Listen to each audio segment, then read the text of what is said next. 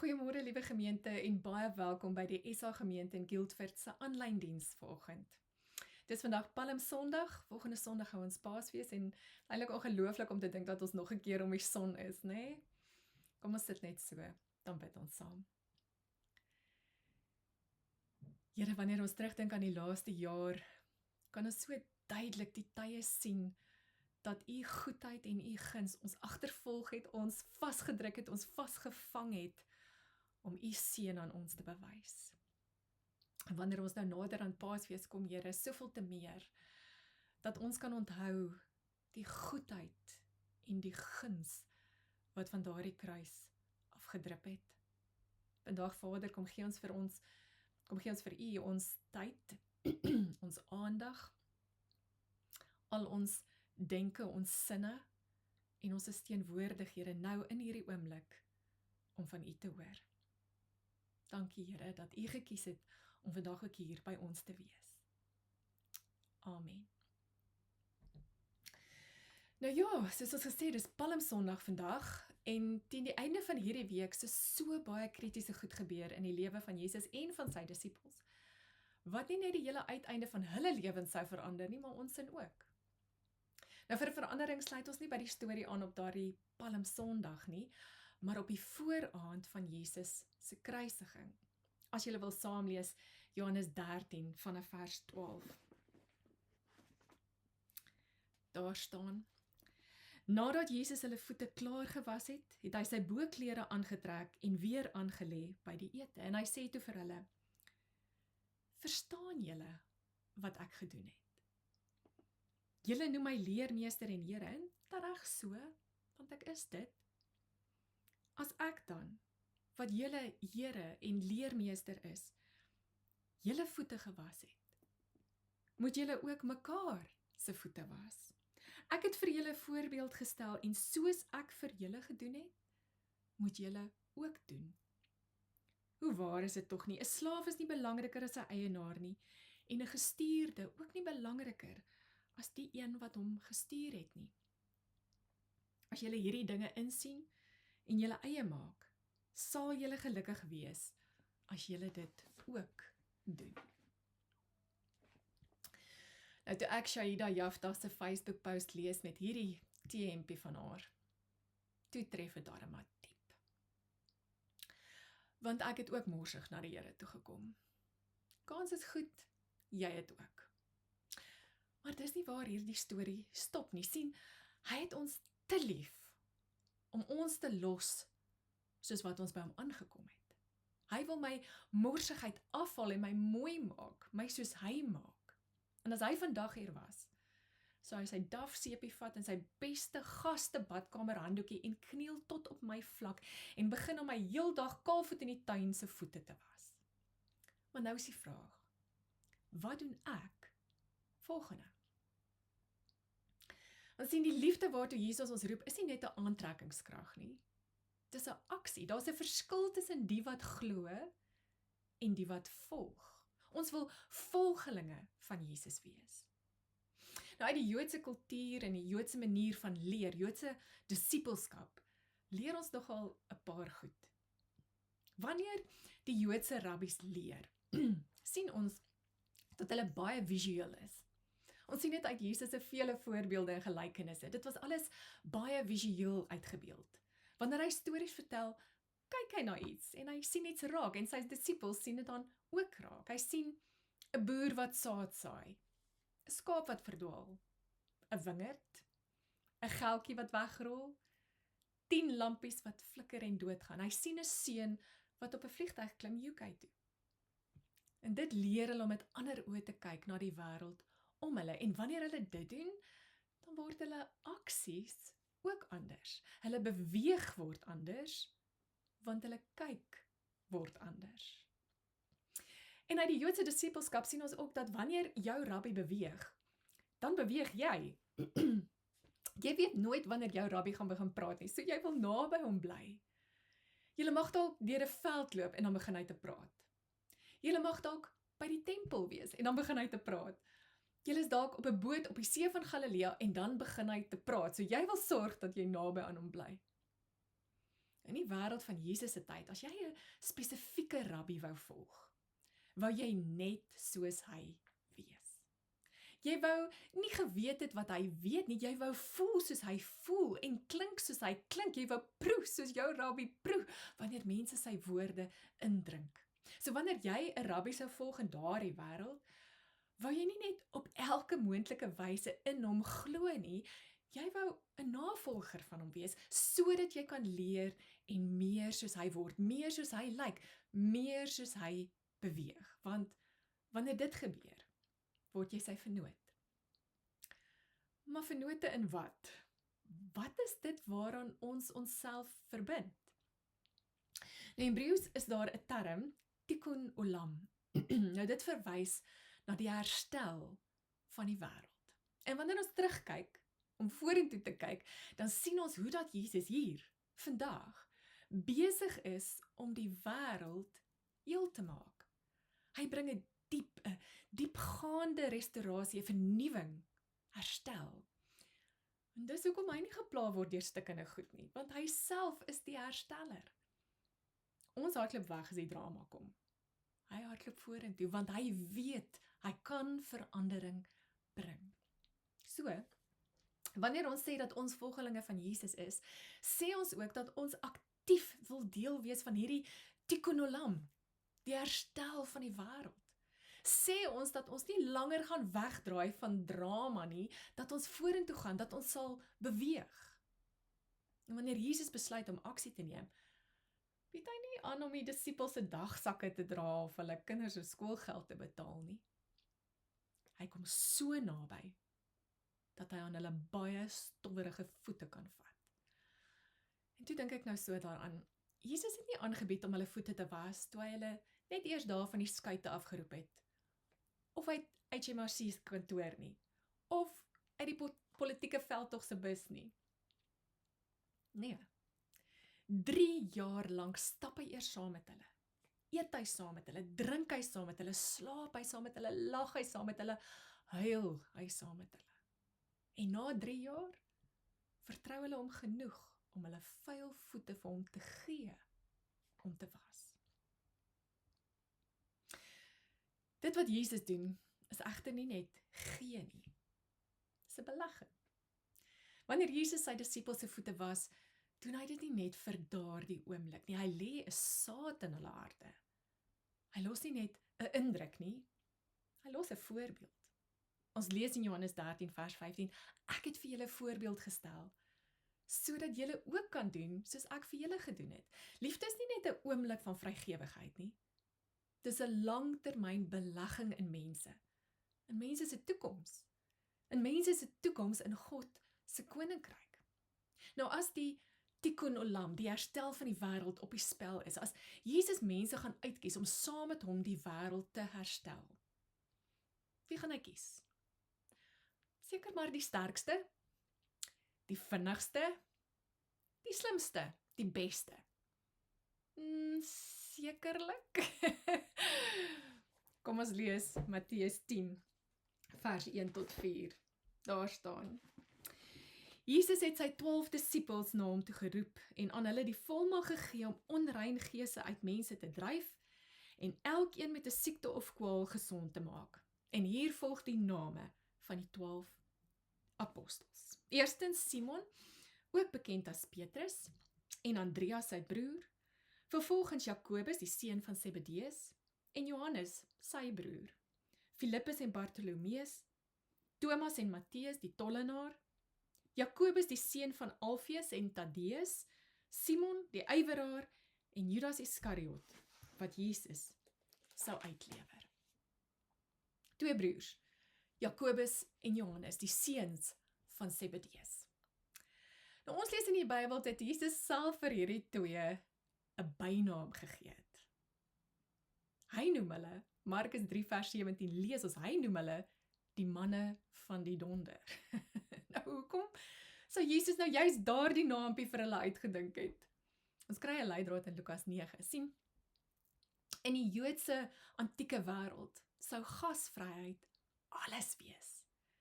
Jou gasvryheid sou wys hoe jy dink oor God en om jou huis oop te maak vir mense, om gasvry te wees, sou een van die hoogste deugde wees in die Midde-Oosterse wêreld van daai tyd af tot vandag toe. So, om iemand jou gasvryheid te ontsien, sou 'n totale skande gewees het in daardie tyd. Nou, Jesus en sy disippels reis hoofsaaklik in die omgewing van Galilea, en hulle moet deur 'n streek trek met die naam Samaria, om in die suide van die land by Judea uit te kom waar Jerusalem is, waar die tempel is. Nou hierdie Galileërs, hierdie Jode, moet tussen die Samaritane van Samaria deur, en in Jesus se tyd het hierdie twee stamme al 700 jaar lank geskiet, geskop en boom geklim. Kan jy jouself indink hoe dit moet wees om vir 700 jaar vir iemand kwaad te wees? Die diepte van daardie haat, die krag van daardie spanning. En uit die geskiedenis leer ons dat hulle in fisiese gevegte betrokke sou raak, die Jode en die Samaritane. Hulle het mekaar nie net van 'n afstand af vuil uitgekyk nie. Dit was 'n Driekus Du Plessis en Sean Strickland geval hierdie, close-up and personal. Hierdie was 'n gevaarlike pad wat hulle gevat het. Maar bly dan net in Galilea. Hulle kon nie net in Galilea bly nie, want die tempel is in Jerusalem en Judea, en hulle was op pad na die Joodse feeste by die tempel toe. Dan lees ons in Lukas 9. Jesus se volgelinge het in 'n dorp in die gebied van die Samaritane aangekom om vir Jesus kos en slaapplek te reël. Maar toe die inwoners hoor dat hy op pad was Jerusalem toe, wou hulle niks met hom te doen hê nie. Die Samaritane en die Israeliete het immers glad nie met mekaar oor die weg gekom nie. Die Samaritane weier Jesus en sy manne enige gasvryheid.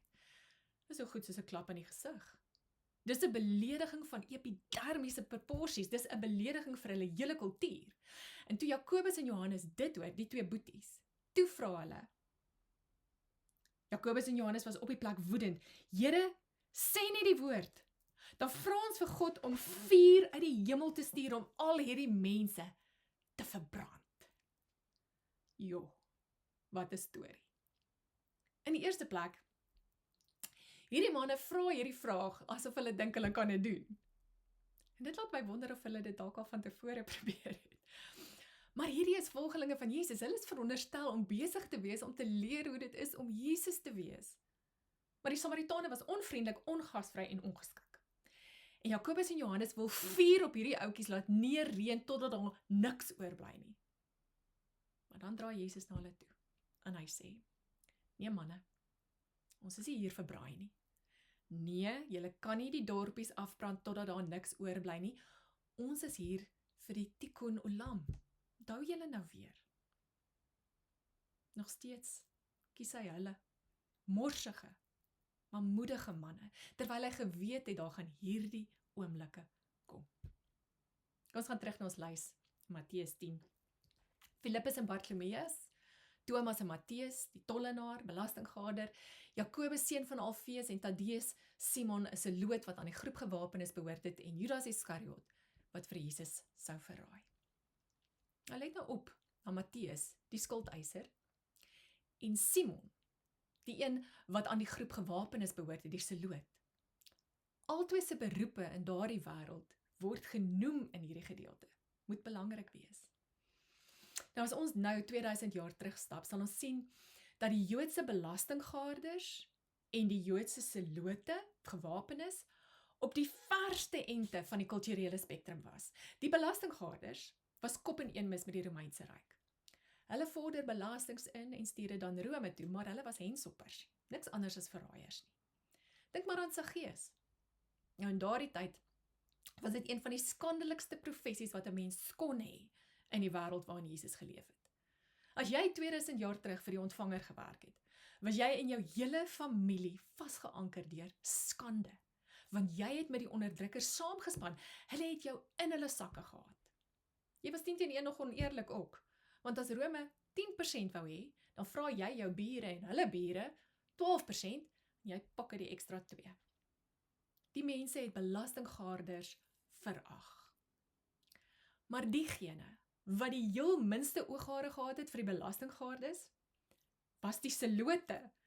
En in Matteus 10 lees ons dat Simon 'n seloot was. Nou die selote het geglo dat die koninkryk van God sou kom met 'n swaard. En hulle was gereed om hulle wapens te gryp en 'n fight met Rome te gaan soek. Hulle wou die onderdrukker laat tuimel en Joodse onafhanklikheid terugwen, Joodse selfbeskikking, Joodse vryheid. En daar was 'n sekere sekte binne hierdie selote wat bekend was as die Sikari. En hulle het opgetree as sluipmoordenaars. Hulle sou so 'n klein dolkie dra wat so 'n krom gehad het. En hulle sou hierdie dolk onder hulle klede hou. Tot by 'n belastinggater of enige ander Romeinse liefhebber. Dan stap hulle tot by hierdie een. En uit die geskiedenis lees ons dat hulle hierdie dolk dan onder die skuldige se borsbeen opwaarts indruk en so die hart van hulle teiken deurboor. Dan pluk hulle daai dolk uit, steek dit weer weg onder die klere en raak weg in die skare. Sluipmoordenaars. En nou in Matteus 10 lees ons hoe dat Jesus 'n belastinggaarder en 'n seloot kies om 2 van sy disippels te wees, om deel te wees van die heelmaak van hierdie wêreld, saam met hom. Ek wonder hoe dit sou lyk in die werklike lewe. So Matteus met een oog oopgeslaap het, altyd met een oog op Simon. En dalk sou Simon, soos hulle oor die berge en dale loop, so 'n skelm klap agter Matteus se kop en kry waar hy dink Jesus kan hom nie sien nie. Ek wonder of hulle langs mekaar sou sit as daar geëet word. Of sou die een daar en die ander een deur vir hulle tuis maak. Matteus 10 wys ons dat wanneer Jesus kies, wanneer die tikkun olam op die spel is, sal hy seuns van donder kies. Hy sal belastinggaarders kies. Hy sal sluipmoordenaars kies. En dis baie goeie nuus. Want dit beteken, hy sal vir my en vir jou ook kies. Hy soek nie na ons in ons sterkte nie. Hy kyk nie of ons gekwalifiseerd genoeg is, skerp genoeg is, slim genoeg is, vinnig genoeg is, geleerd genoeg is nie. Jesus gee nie om morsige mense soos ek te kies nie. Hy is besig met 'n belegging. Hy weet dat hierdie morsige mens, wat naby aan hom leef en naby aan hom bly, mettertyd soos hy sal word. Dat hy daardie werk in my lewe sal doen. En in Matteus 10 hoor ek hom sê, "Haai jy daar, kom volg my." En met tyd sal jy soos ek word, en dan kan ons vennote wees in hierdie heelmaak van hierdie wêreld. Hy is besig met 'n belegging in die herstel van die wêreld. Is ek besig om in die toekoms in die herstel van hierdie wêreld te belê? Dank Vader, ons hoef dit nie uit ons eie leegheid te doen nie. Dinsdale Young skryf, en dis in die 1800 skryf hy al, "As long as there are sinners in the world, there will be no lack of opportunities for serving the Lord Jesus. We have each to find our own opportunity. Doing what lies nearest us is our wisdom. Because it lies nearest us, we are more responsible for it than anyone else. We serve as the lightest lamp serves, and it is not expected to give light to those a mile away." Die mense wat op daardie tyd, in daardie hoofstuk van sy lewe die naaste aan die Here Jesus was die mense wie se voete hy gewas het. Dit was wat hulle nodig gehad het op daardie dag, selfs net op daardie oomblik, so kort voor ete. Dit was hulle onmiddellike behoefte na 'n lang dag op die stowwerige paaie van Jerusalem. En die impak wat daardie aksie van diensbaarheid op hulle gehad het, sou baie langer vars in hulle geheue bly as bloot die tydelike verligting van 'n wêreldse las. Ja, hulle voete voel beter, maar hulle harte meer nog. Hy was hulle voete. Hy wil hê dat hulle die voete van die wat naaste aan hulle was, moes was. Hy vra nie dat hulle enigiets uit hulle eie krag moes doen nie. Hy gee die voorbeeld. En hy gee die krag. Ons lees in Filippense 2 vers 13, "God is working in you to make you willing and able to obey him." Willing and able.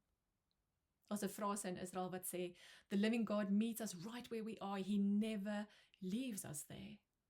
He never leaves us unwilling or unable. Ek sluit af. Daar's 'n Japaneese protestante Christen teoloog waarvan ek te hore gekom het, Kosuke Koyama, en hy skryf: What Jesus would say to us when he meets us on the other side of the veil. You've had a difficult journey. You must be tired and dirty. Let me wash your feet. The banquet's ready. Here, U alleen weet die paaie waar U plan vir ons lewe ons vat.